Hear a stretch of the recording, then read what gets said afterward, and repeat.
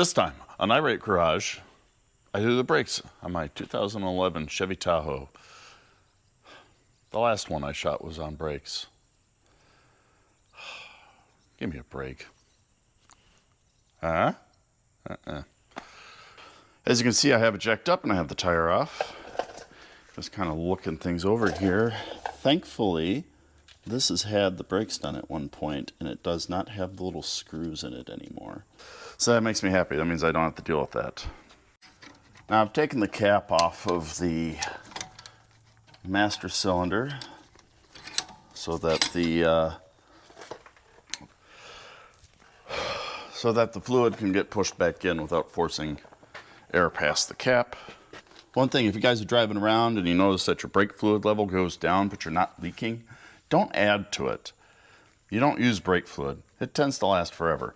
But not really, but it doesn't go anywhere except in the pistons, so that when you come to do a brake job and you force the fluid back through, if you have added, it'll overflow the master cylinder and spill everywhere. So, see, even the horse agrees. Don't add brake fluid unless you have a leak. I don't know how many videos I've watched where guys have fought to pry a brake caliper off. That's not how I do it. I go ahead and I compress the pistons now. Now this is a dual piston setup. So I like to use 2 C-clamps for doing this. You don't have to. You can do it with 1 if that's all you got. That's fine. But it makes it easier to keep the pistons in the... It makes it easier to keep the pistons in the caliper straight. They can go crooked. So the other thing too is if you compress them now and you don't fight the caliper off, you run less risk of ripping a boot or gacking a piston. Like if you have a phenolic piston that's got like a metal casing around it. Check, make sure the master cylinder isn't overflowing. Look in here and see how far we have to go. Looks like we're getting close. Getting close if we're not there already. That's a new sound for me.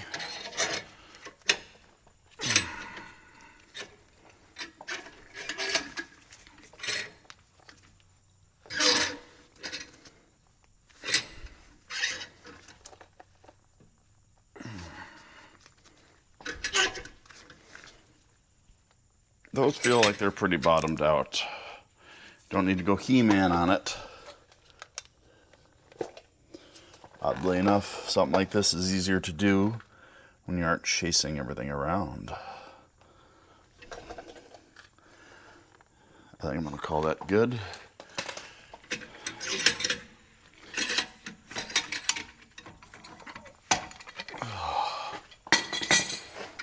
If I didn't mention it before, I haven't actually worked on a newer Chevy, so this is all new for me.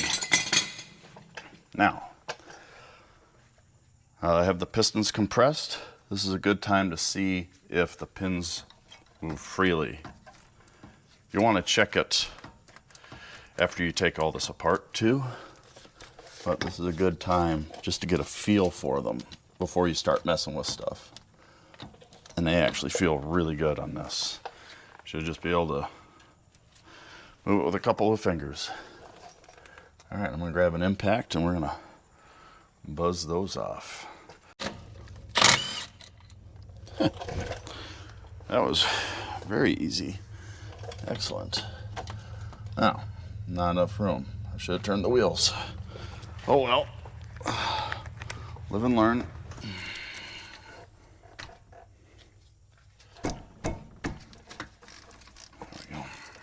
Oh, I suppose you don't have to do that on a Chevy, do you? You can just flip that up. Yeah, I forgot. On a Chevy, you can just flip the caliper up. But I want to put a new rotor on it. So, we are not doing that. Here we go. Let's Check our pads out. Oh, that is not willing.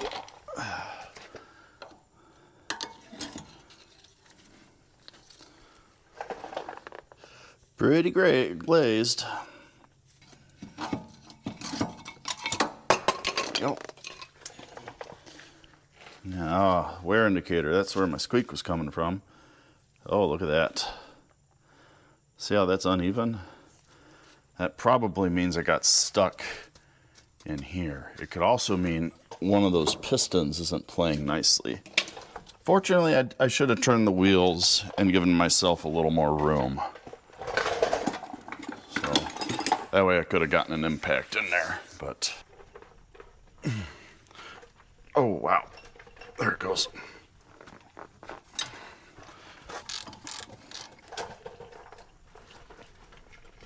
Oh, there she goes. Not too bad.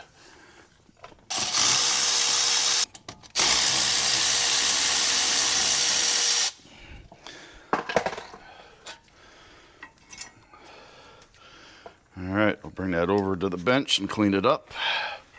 Sometimes you got to hit them with a hammer. A lot of times they just come off. Oh, that one just came right off.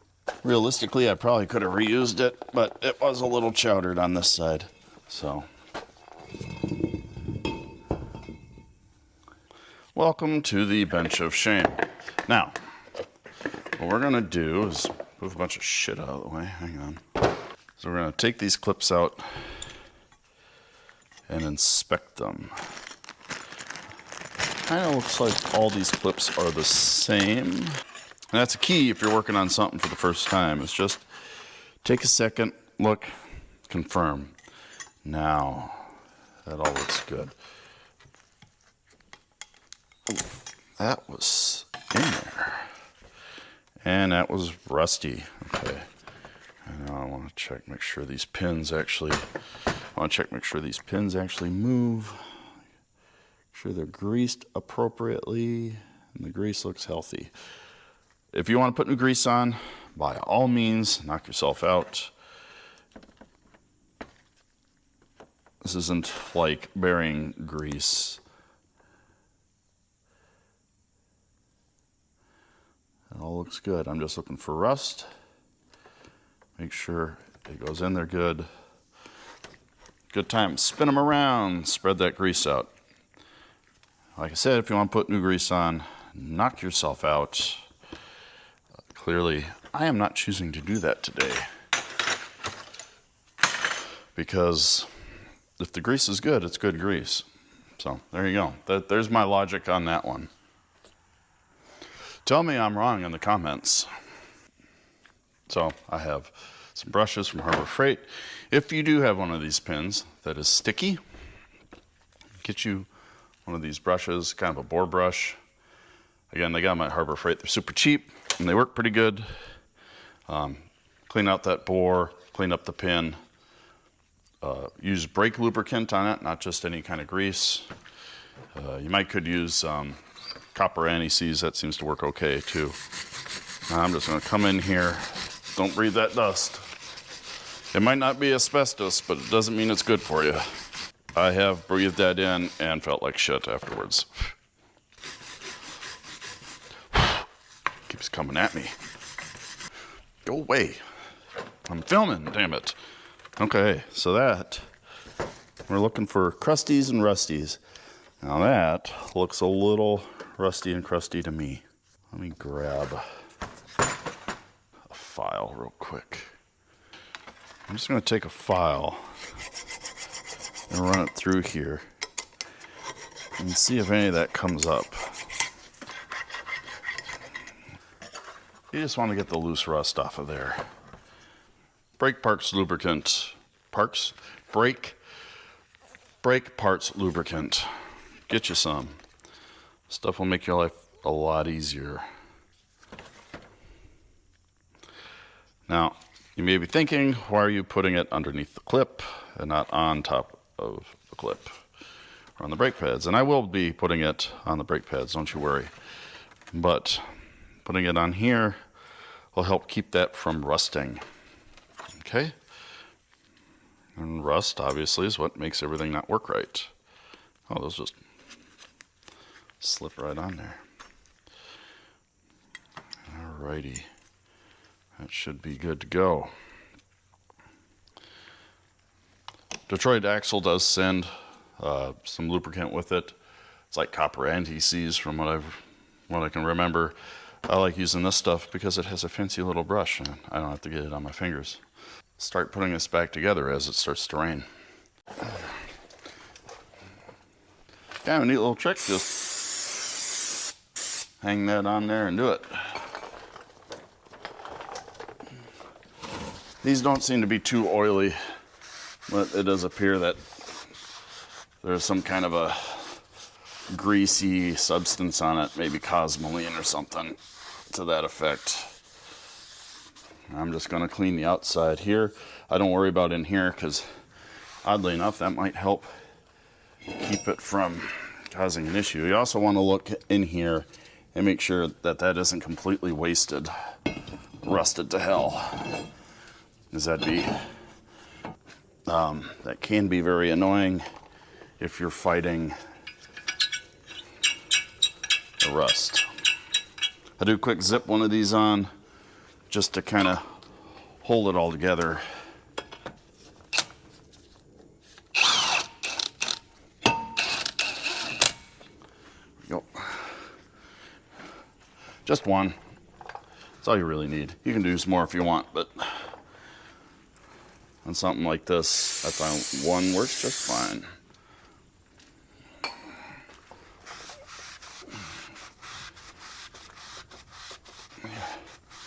I'll make sure you get all that off. Same as removal.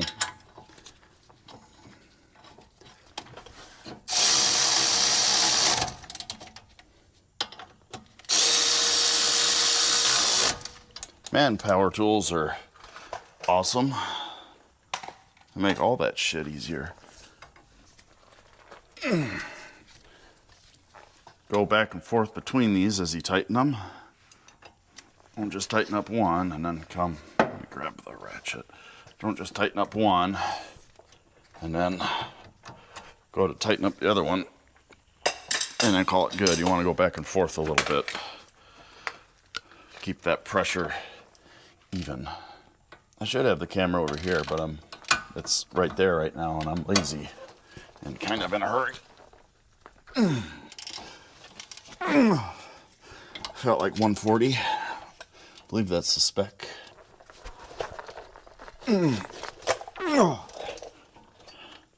That felt good. Yeah. And back up here just to make sure. Felt good to me. Outside pad, inside pad. Well, that wear indicator kicks in at the last minute.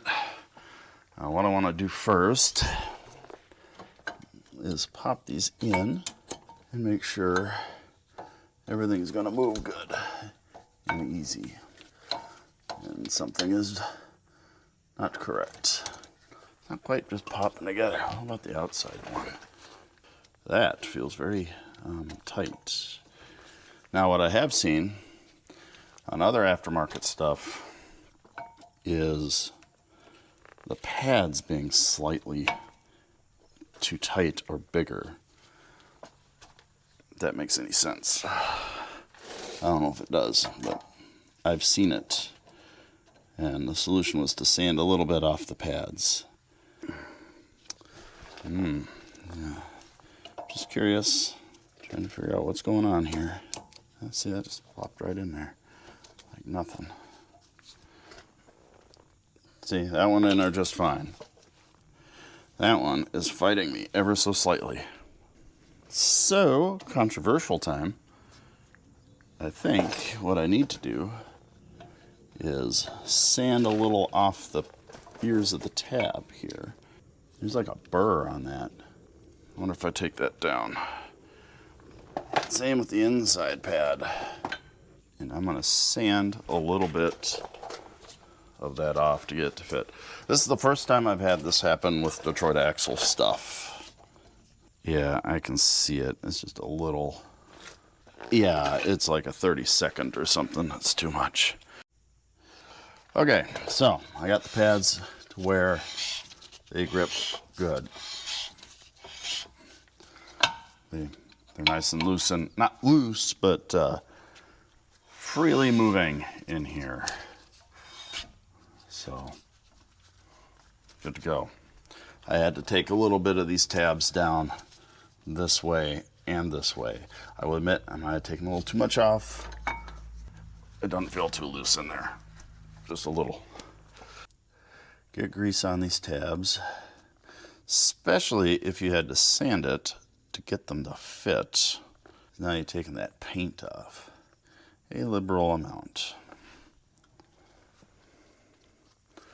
Whatever that actually means. I swear it's like everything I've had to do has been brake related this year on my important stuff. I want to be able to move those pads, okay? I don't know if that makes any sense, but I want to be able to move those pads by hand. If I can do it by hand, the truck should be able to do it no problem. Now, hopefully, I got those pistons in far enough. Just like so.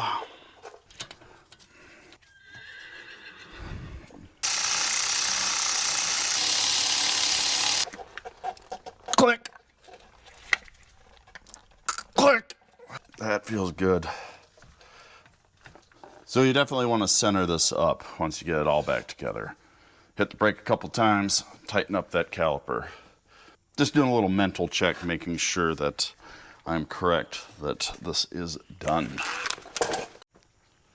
I just broke the leg off my tripod.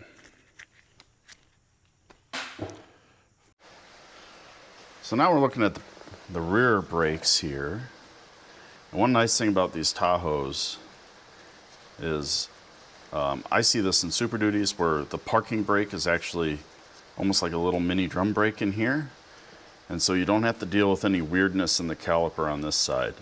A lot of stuff will have like a spring you gotta compress and do weird things like that. Not good, not fun. So, these pads actually look pretty good. But since I have this in here, and I have the parts, and Chevy has designed this in such a way you can't actually check the brake pad thickness with it all installed, I'm just going to go ahead and replace it. Again, I've never worked on one of these before, so I'm kind of learning and trying to apply what I've learned, apply the experience I have working on other things to this.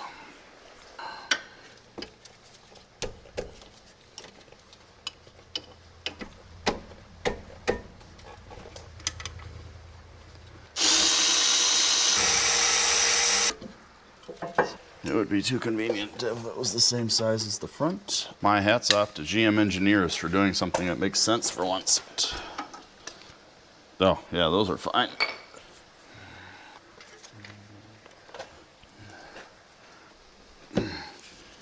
Whoops.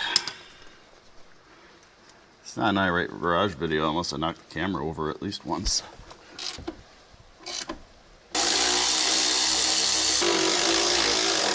Now this might be stuck because of the parking brake. See what I mean? It's like a little drum brake in there. It's kind of cute. Well, that's seen some heat. I want to make sure all these mating surfaces are clean. Snug one up. Go back. Check the other. It appears I do not have the fitment issues of the brake pads that I had on the front. I got a little grease on here.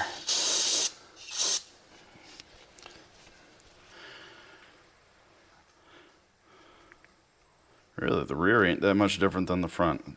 It's actually quite a bit easier. Everything's smaller. It's like working on a car, which kind of makes me think that everybody I see towing with a Tahoe or a Suburban, the half-ton varieties, probably shouldn't be because these brakes aren't very substantial. I see people hauling weird shit with these things. Boats and campers and stuff with just a little half-ton Tahoe. If you got a 3/4 ton Suburban, I mean, I get it. Like, that makes sense to me, you know. In fact, I have toyed with the idea of maybe replacing this with a 3/4 ton Suburban. But I have 3 1-ton trucks, and it's actually kind of nice having a truck-like vehicle that doesn't ride like absolute dog shit. Yeah, there's like a little split right there. Well, I don't have a hose, so there ain't much I can do about it today. However, I will do that in the future. Please like and subscribe, and then you will see me do that probably.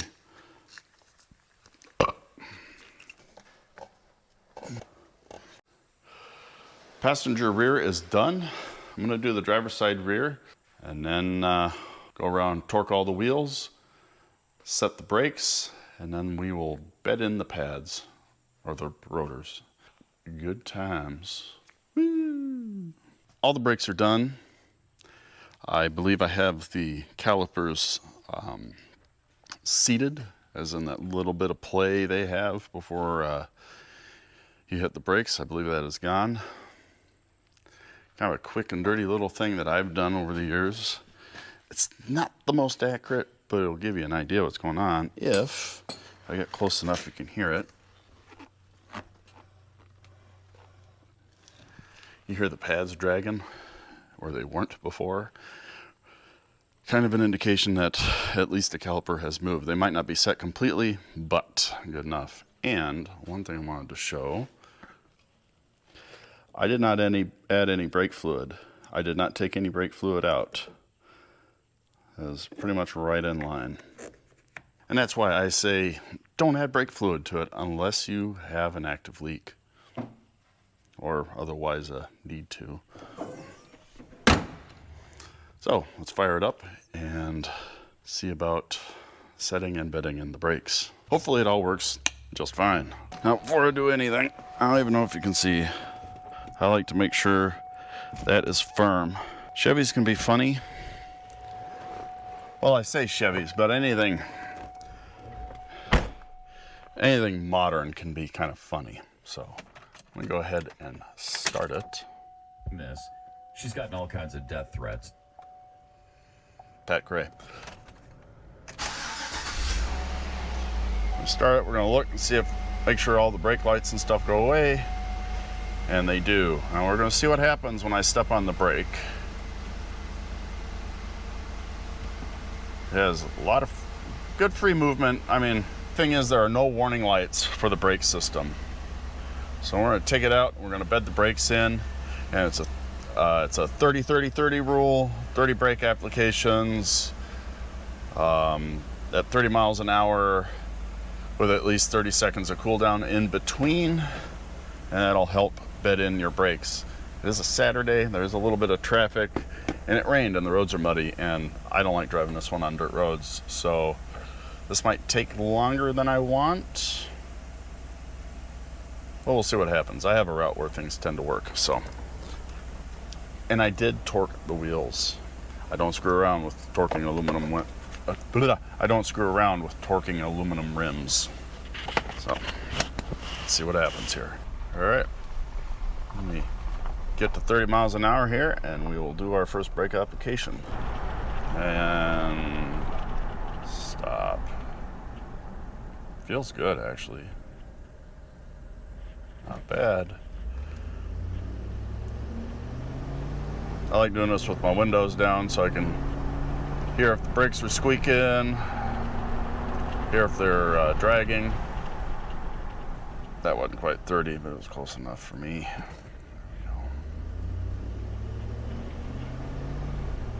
I can smell a little bit of brakes. That is just fine.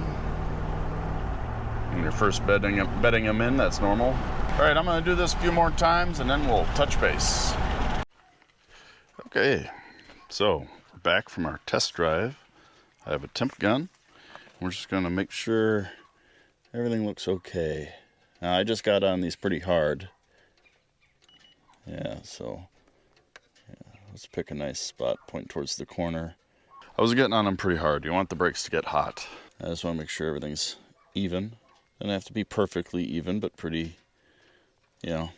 pretty close. You want the front to match the front and the rear to match the rear. I'm going to call that good. The numbers themselves really aren't that important. It's to make sure the fronts are even and the rears are even. They feel really good now that they've bedded in a little bit. It's really hard to do 30 miles an hour, so maybe there was some 60 to 40. I know the rules, therefore I can break the rules. Anyway, guys, if you enjoyed this video and found it helpful, please consider liking and subscribing. Till next time, be safe, and I'll see you later. Go let the dogs out.